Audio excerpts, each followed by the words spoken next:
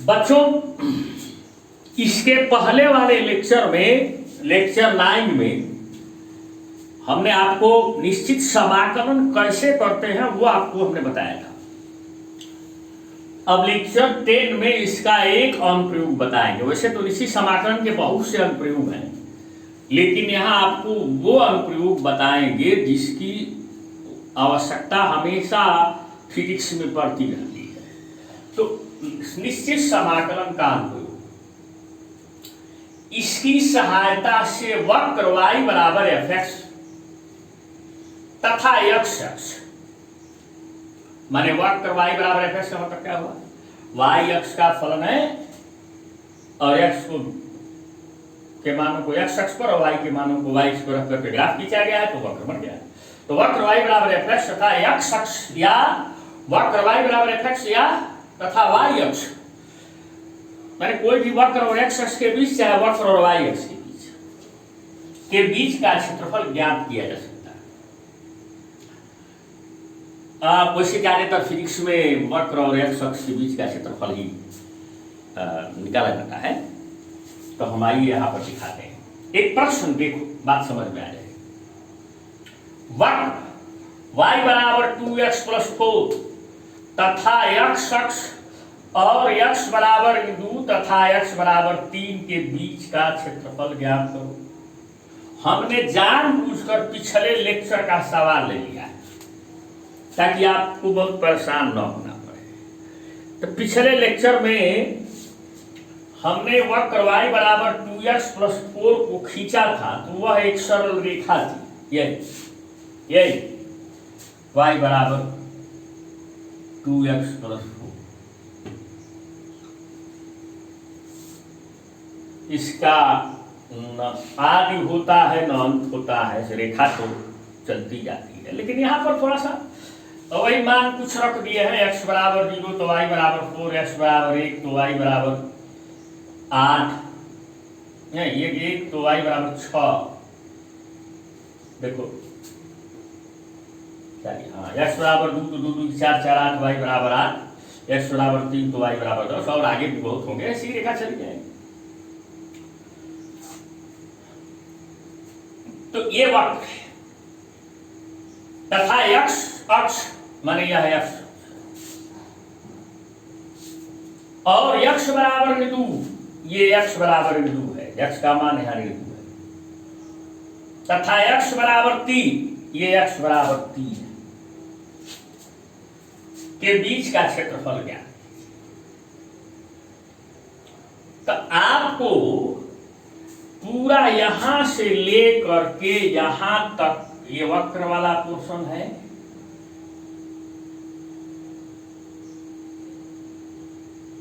ये x बराबर 2 है और ये x बराबर 3 है। तो इनके बीच ये संपूर्ण त्रिभुज बन रहा है। तो इसी संपूर्ण त्रिभुज का क्षेत्रफल आपको ज्ञात करना है। अब बीच की ये कुछ लाइनें हम हटाते हैं, उसका मतलब कुछ नहीं है, खींच लिए हैं बात, ठीक है। इसके लिए अब क्यों करते हैं वो तो बात की बात है, वो तो गणित वाले पढ़ते हैं। इसमें एक छोटा सा स्ट्रिप, ये पतला सा स्ट्रिप,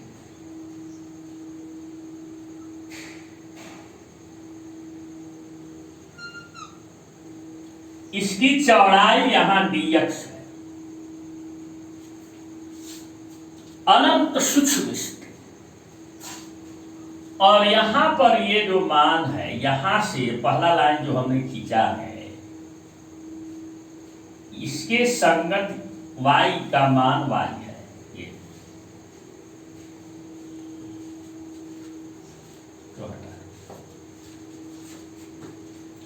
तो ये स्ट्रिप अनंत सूक्ष्म है, अनंत सूक्ष्म है। इसलिए जो बीच में खाली जगह आप देख रहे हो ना, ये ना के बराबर है, ये है ही नहीं, लगभग नगण्य है। तो हम ये मान लेते हैं कि x में परिवर्तन अनंत सूक्ष्म dx जब होता है तो उसके संगत y में परिवर्तन नहीं होता। एक आयत बन जाता है, पतला सा आयत। तो आप कहोगे कि कोनवा में जो छूट गया है इसका क्षेत्रफलवा तो निकलेगा नहीं, नहीं निकलेगा। हम दिखाने के लिए आपको दिखा दिए हैं, लेकिन ये dx जो इसकी चौड़ाई है, इस स्ट्रिप की जो चौड़ाई है, ये dx ये अनंत सूक्ष्म है। अब जैसे देखो एक रेखा है और ऐसे स्ट्रिप ले रहे हो, यहां पे मान लो y है, ये dx है, तो ये y है, तो आयत बन गया और देखने में इधर पोर्शन जो है ज्यादा बड़ा है। लेकिन अगर इस dx को थोड़ा और कम कर, dx को पतला करना है तो इतना बड़ा है, तो अब ये पोर्शन कम हो गया कि नहीं। उसी तरह से dx को अनंत सूक्ष्म कर दोगे तो यह जो पोर्शन है ऊपर जो दिखाई दे रहा है वो नगण्य है, गणना योग्य ही नहीं है। ये तो हमें मान लेते हैं कि इतना अनंत सूक्ष्म है कि ये जो ऊपर पोर्शन आप देख रहे हो वो गणना योग्य नहीं है। तो इस छोटे से स्ट्रिप का क्षेत्रफल आप निकालें। तो हमने मान लिया है कि x में तो परिवर्तन हो रहा है, लेकिन y में परिवर्तन, उसकी संगत y में परिवर्तन ही नहीं हो रहा, मान लें या हो भी रहा है तो नगण्य है। तो ये स्ट्रिप एक आयत है, इसमें x में परिवर्तन dx हुआ है, यहां से यहां तक dx हुआ है, लेकिन y में परिवर्तन नहीं हुआ है। वो मान लिए हैं कि उसका मान y है। तो इस आयत का क्षेत्रफल कितना होगा, लंबाई गुणी चौड़ाई। तो लंबाई क्या है, y, स्ट्रिप का क्षेत्रफल,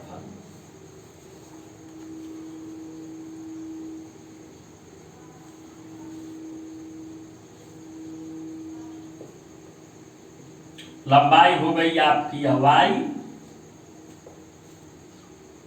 और चौड़ाई हो गई आपकी dx।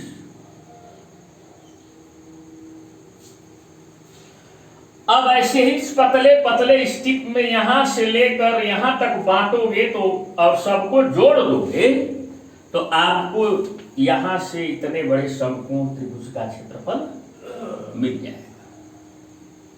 तो अगर हम इस समकोण त्रिभुज मान लेते हैं यहां ए बी सी, तो त्रिभुज ए बी सी का क्षेत्रफल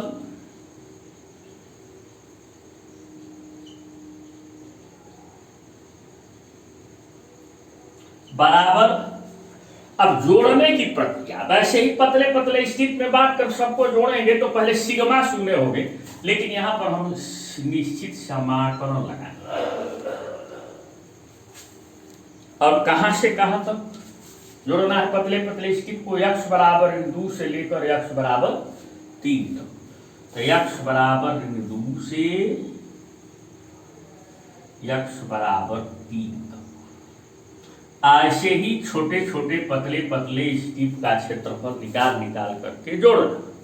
तो एक स्ट्रिप का क्षेत्रफल कितना है, y dx।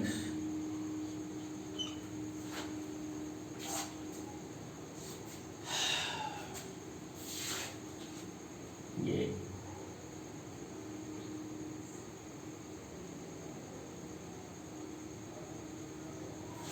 अब आप कहोगे कि मान रखना है x का, यहां लिखा हुआ है y, तो अब इस y को आप यहां से हटाओ वक्र के समीकरण से। तो वक्र का समीकरण क्या है बच्चों, देखो तो अब इसमें y का मान जो है यहां से लिखो 2x धन 4 ये बराबर इंटीग्रल x बराबर 2 माने 2 से लेकर 3 तक। अब y का मान हो गया 2x धन 4 और ये है आपका dx। अब इस इंटीग्रल को अंदर ले जाओ इधर से dx पर, तो इंटीग्रल 2 से 3 2x dx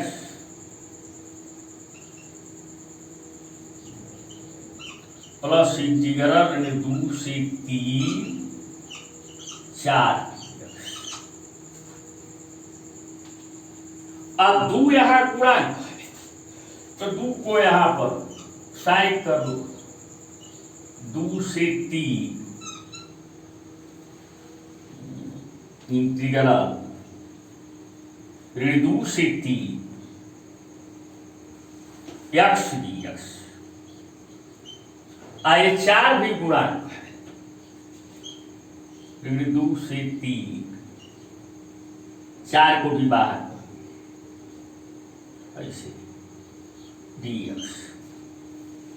तो एक सूत्र हमने सुना है, आपको भी हम बता चुके हैं, एक बार और याद दिला देते हैं। यहाँ पर थोड़ी सी जगह खाली है, दिख रहा है। जैसे हमने बताया था, निश्चित समाकलन में अक्षर नहीं लगाते, सी नहीं लगाते, तो इंटीग्रल x पर n dx बराबर x पर n प्लस 1 बटे n प्लस 1। निश्चित समाकलन अगर रहेगा तो यहाँ पर सी लगाने की जरूरत नहीं रहेगी। और दूसरी बात, अगर यहाँ बाउंड्री अगर इंटीग्रल dx दे दिया हो तो इनको इंटीग्रल x पर 0 dx लिख सकते।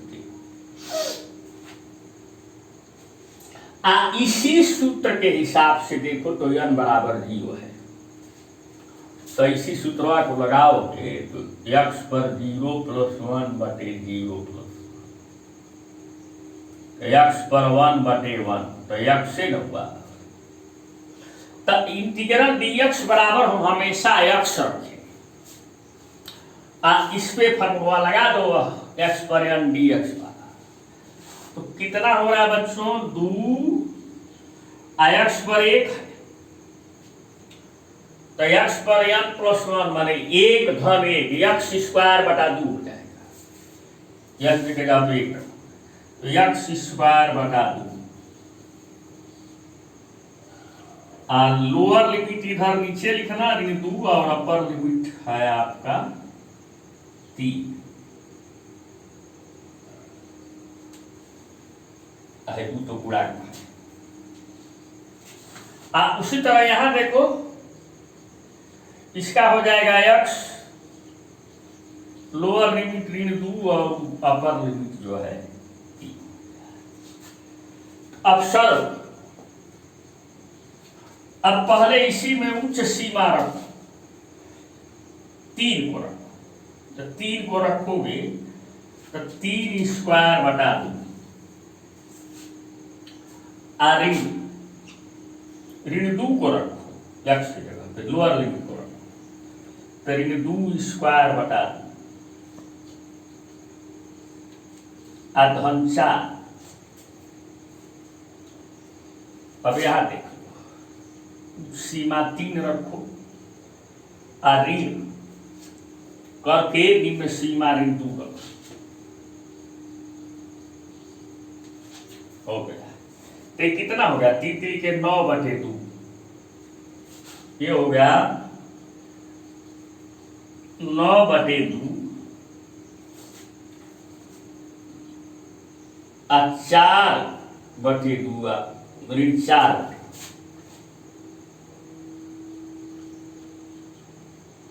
धन 4 3 2 5, तो 9 में से 4 गया 5, अब 5 4 25 वर्ग इकाई। चलो चलो, तो हमको यहां से लेकर यहां तक का क्षेत्रफल 25 वर्ग इकाई मिल गया।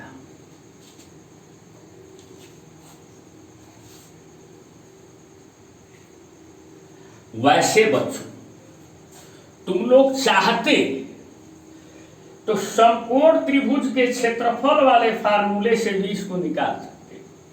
1/2 गुणे शीर्ष से आधार की ऊंचाई, जैसे अगर उत्तर चेक करना हो तो हम इसको मिटा दे रहे हैं थोड़ा सा, तो कोई बात। जैसे देखो, इसी क्षेत्रफल को त्रिभुज ABC का क्षेत्रफल डायरेक्ट निकालोगे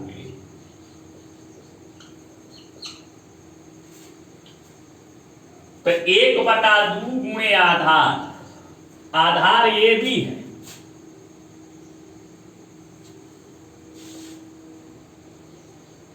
और समकोण त्रिभुज है, ऊंचाई सी भी है। आधार की लंबाई लेना है तो कितना हुआ, यहां से यहां तक 3 दूरी और यहां से यहां तक 2 दूरी। आधार की लंबाई ऋण मोड़ नहीं लिखते, लंबाई ऋणात्मक नहीं होती। 3 ये और 2 ये, कितना हुआ 5। तो 1/2 गुणे 5। सीबी लोगे तो पूरा यहां से यहां तक 10 है, तो यही 10 हो गया गुणे 10। 2 पचे 10, 5 पचे 25 वर्ग इकाई। अब कुछ बच्चों को ये लगेगा कि भाई ये तना बवाल करने से क्या है, ये मेथडवा ठीक है, 1/2 गुणे आधार गुणे ऊंचाई करके लगा। याद रखो, सभी प्रकार की समतलीय आकृतियों के लिए फार्मूले उपलब्ध नहीं हैं। जैसे आपसे कोई सवाल कर दे, देखो एक छोटा सा सवाल कर दे। अब देखो बच्चों, जैसे कोई प्रश्न कह दे कि y बराबर x², वक्र y बराबर x² तथा x अक्ष और x बराबर 1, x बराबर 3 के बीच का क्षेत्रफल ज्ञात। समय बचाने के लिए अप्रॉक्सीमेटली लगभग हमने वक्र खींच दिया है। ये ऐसे जाएगा, तुम भिन्न भिन्न मान रख के खींच के देखो, ये ऐसे।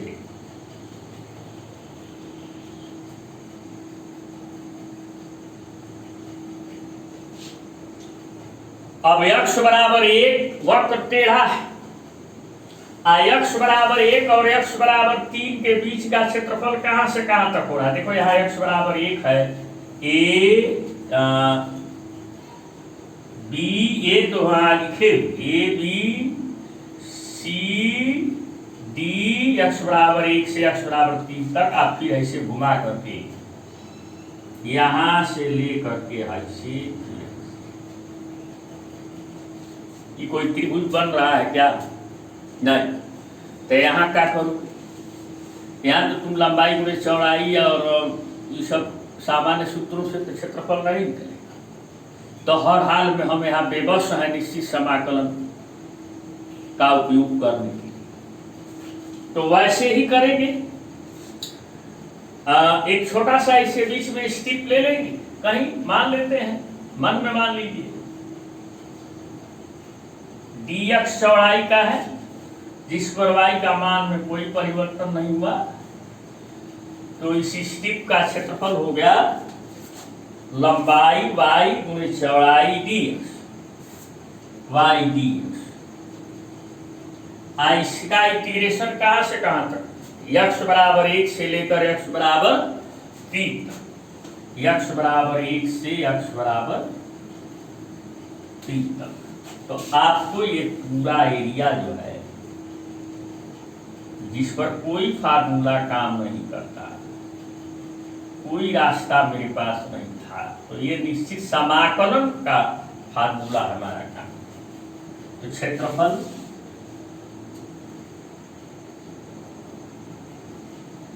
कहां से कहां, ABCDA,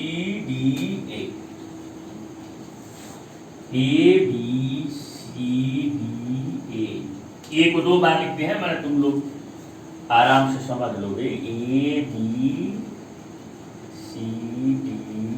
टेढ़ा जा करके अब क्या करोगे बच्चों, y का मान यहां से हटाओगे, वक्र के समीकरण से y बराबर क्या है, एक्स स्क्वायर, क्योंकि मान x में रखना है तो y बराबर यहां लिख देना है एक्स स्क्वायर और dx, x बराबर 1 से x बराबर, अब आराम से निकाल सकते हो x पर n dx वाला फार्मूला लगा करके, अब ये सवाल लगा करके आप क्षेत्रफल वर्ग इकाई निकाल सकते हो। हालांकि आपके लिए सरल काम है इसलिए हम आपके ऊपर छोड़ देंगे। अगले लेक्चर 11 में हम आपको ये बताएंगे कि ग्राफ और एक्स अक्ष के बीच का क्षेत्रफल भौतिकी में निकालना क्यों जरूरी है। धन्यवाद।